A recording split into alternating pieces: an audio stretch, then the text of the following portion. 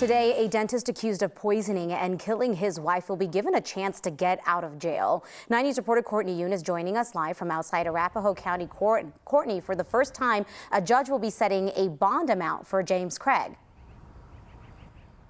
Yeah, that's right, Anusha. And the couple who helped turn in James Craig to police say they're really unsettled about it. This is all happening today because of a recent ruling from the Colorado Supreme Court. The decision last week instructed judges to grant bond for every person accused of first-degree murder. Before this ruling, people accused of first-degree murder could be given a no-bond hold. Because state lawmakers repealed the death penalty in 2020, a capital punishment, the state Supreme Court ruled that murder is now bail eligible.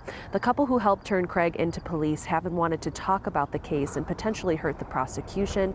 9 News reporter Kelly Ranke spoke with Ryan and Michelle Redfern in their first interview since Craig's arrest. They say they felt this ruling was too important to stay silent.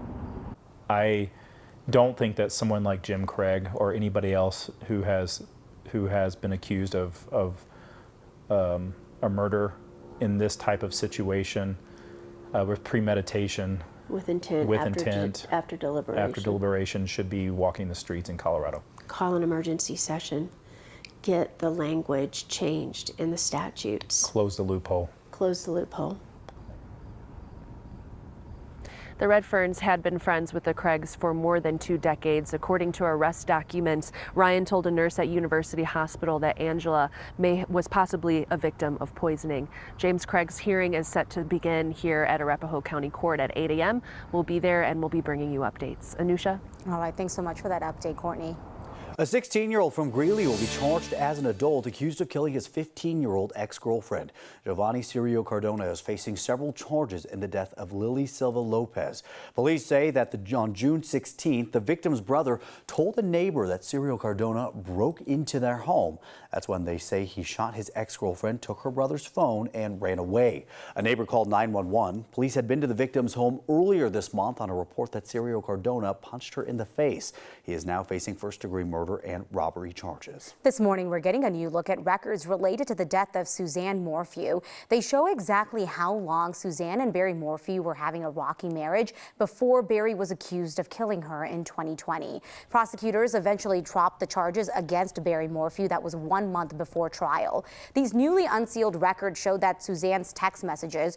Prosecutors say she texted a friend saying that she wouldn't feel safe at home once her youngest daughter grew up and then moved out. Barry's attorneys wanted to keep those records sealed indefinitely. When the charges against Barry were dropped, prosecutors say they were close to finding Suzanne's body. That still hasn't happened. But now they're again saying that they believe they know where her body might be, but have yet to share any evidence. Right now, there's a case of the plague in southwest Colorado. The Colorado Health Department says an adult in Montezuma County tested positive. The person was likely exposed to the disease on private property. The plague symptoms are pretty similar to the flu: fever, muscle aches, and chills. People with serious symptoms may cough up blood. Most human plague cases come from flea bites or direct contact with infected animals like squirrels, chipmunks, and prairie dogs. The plague is pretty uncommon. Between 2005 and 2021, there were only 35 confirmed plague cases in Colorado. The CDC has a new warning this morning about malaria. For the first time in 20 years, mosquitoes in the U.S. are transmitting it. Right now, there are 4 cases in Florida and 1 in Texas. The CDC says there is no evidence that they're related and that none of the people who tested positive traveled abroad. Malaria does not spread person to person. It's transmitted by some mosquitoes. The CDC still considers the risk low in the U.S., but doctors do say over time they're worried that climate change could change that. The warm temperatures are important for the mosquito population and will give rise to a larger population. Doctors say once it is diagnosed, malaria is not hard to treat. The CDC is working on a plan for more access to malaria treatment. For now, though, health officials suggest that you use bug repellents and cover up when you go outside. Right now, we are keeping an eye on the Supreme Court as justices are set to make several more big decisions in the next few days. A ruling on affirmative action could happen as soon as today. Also on the docket, President Biden's student loan forgiveness program and a case that started here in Colorado about whether businesses can deny services to LGBTQ+ customers. Coming up at 8 o'clock on Channel 20, our legal analyst Whitney Traylor will join us live to break down each of these cases and explain how the decisions will affect you. Starting tomorrow, deputies in Douglas County will start tracking the damage from last week's tornado. Right now, people in Highlands Ranch are still cleaning up, making repairs after that storm ripped up trees and homes. The sheriff's office has to do an official damage assessment to get help from FEMA. So deputies will be going door to door to try to tally up all of the damage from the storm that is tomorrow as well as Friday. The concert at Red Rocks that got called off when more than 100 people were injured by hail will not be rescheduled. 7 people ended up in the hospital after baseball-sized hail came down.